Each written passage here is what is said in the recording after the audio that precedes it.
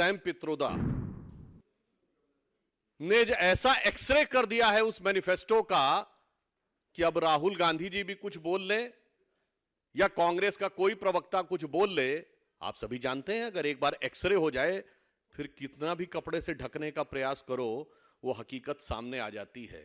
तो वो हकीकत अब पूरी तरीके से खुलकर सामने आ गई है। जिस प्रकार की बातें उन्होंने कही वो मैं कह सकता हूं उनकी पार्टी के एक हाईटेक व्यक्ति ने कही है जो बड़े दिमागदार माने जाते हैं, who is considered to be the brain behind. So the brain behind has been categorically elaborated the nefarious design of Congress party. Bharat का मूल मंत्र क्या रहता है? एक पीढ़ी मेहनत करके कमाती है, उसके बाद दूसरी पीढ़ी उससे कुछ बनाती है, तब जाके तीसरी पीढ़ी कुछ सुख पाती है और यह कांग्रेस उस सुख चैन को छीनना चाहती है। सैम पित्रोदा ने यह कहा कि वो अमेरिका से प्रेरित होकर गोल्ड टैक्स लगाने की बात करेंगे। अब मैं पूरे देशवासियों को याद दिलाना चाहता हूं कि इनके मैनिफेस्टो में विदेश की फोटोएं थी जिसका ये खंडन नहीं कर पाए। अमेरिका की बेफोलो लिवर की इन्होंने गंदगी का चित्र दिखाकर भारत के पर्यावरण के बारे में बात किया था। अब यह साफ हो गया कि वो फोटोएं किसी गलती के तहत नहीं थीं, इनके दिमाग में विदेश की बातें अंकित हैं। और मैं तो उनसे पूछना चाहता हूं विदेश की कौन सी शक्तियां आपको प्रेरित कर रही हैं? अगर आप ये कहना चाहते हैं तो विदेशों में जो आप उदाहरण देना चाहते हैं उसमें तो 45% तक टैक्स लगता है। आपको पता होना चाहिए, मैं गंभीर विषय की तरफ ध्यान आकृष्ट करना चाहता हूं। आज मल्टीपोलर वर्ल्ड आगे बढ़ रहा है, डॉलर की हार्ड करेंसी के रूप में भविष्य अनिश्चित हो रहा है। दो तीन बार उन्होंने अपने रेट ऑफ इंटरेस्ट बढ़ाए, उसके बाद भी काम नहीं हो रहा, यानी विश्व भविष्य में हार्ड करेंसी के रूप में गोल्ड की तरफ आगे बढ़ रहा है। और गोल्ड सबसे ज्यादा भारत में खरीदा जाता है, on an average every year 700 ton. क्यों? हर व्यक्ति गोल्ड खरीदता है। गरीब से गरीब व्यक्ति भी यह कहता है कि चाहे मेरे पास 2 तोला 4 तोला सोना हो मगर वो तोला सोना होना चाहिए। आप उस बचत के ऊपर क्या 45% टैक्स लगाना चाहते हैं?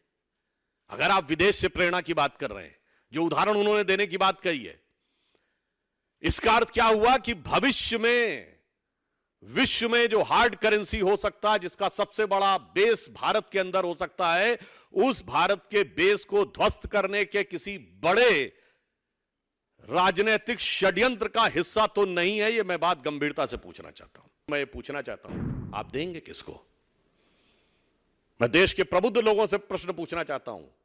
भारत का जो भी नागरिक है, कई पीढ़ियों से रह रहा, उसका कुछ तो है इस देश में, अकाउंट है, उसका घर द्वार है, उसका कोई तो ठीहा है। अगर वो भूमिहीन भी है तो उसके पास कुछ ना कुछ तो है।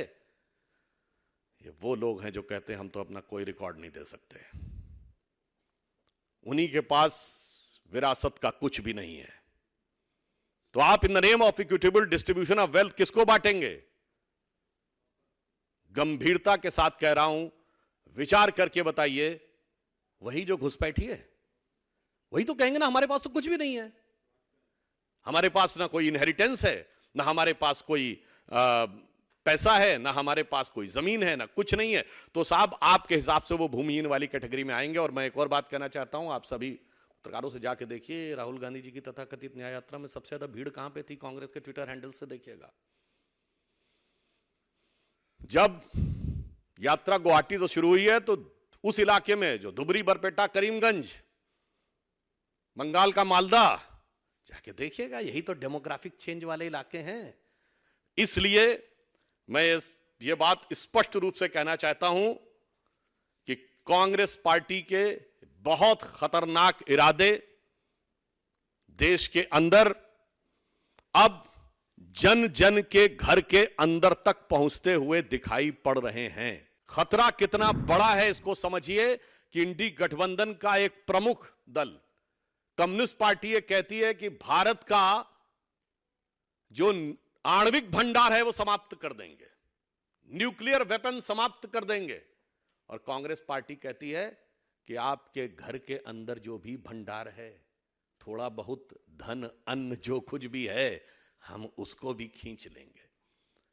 और मैं ये भी पूछना चाहता हूं, हमारे अगल बगल के देशों में तो बड़ी बड़ी कंपनियां काम कर रही हैं, उन्होंने बड़े बड़े एसेट्स बनाए हुए हैं, और आप हमारे यहां ये करना चाह रहे हैं। तो मैं पुनः पूछ रहा हूं कि आप किन चीजों से सोचकर कर रहे हैं, और इसमें आप सबसे ज्यादा हिस्सा किसका मार रहे हैं?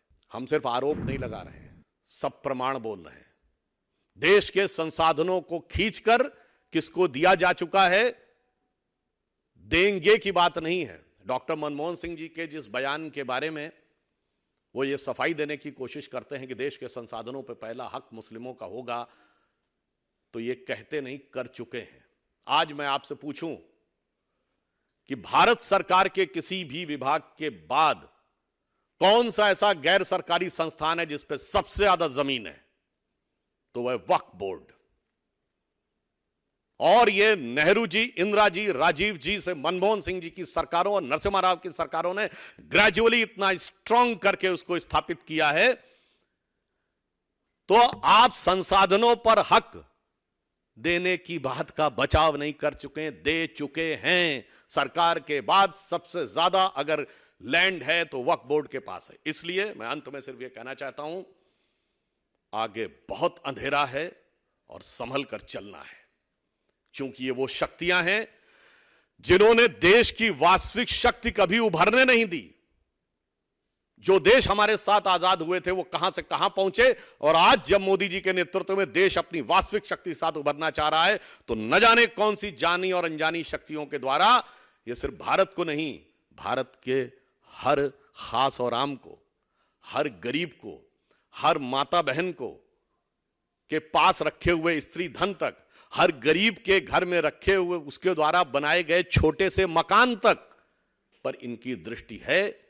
और मुझे पूर्ण विश्वास है कि देश की विवेकपूर्ण जनता इन सारे विषयों के ऊपर गंभीरता से विचार करके बात करेगी। और अब एक्सरे इज कंप्लीट, अब वो सीटी स्कैन और एमआरआई भी करा लें तो अब बचाव की कोई गुंजाइश नहीं है। Subscribe to Midday India. Get direct notifications on all our videos by clicking on the bell icon.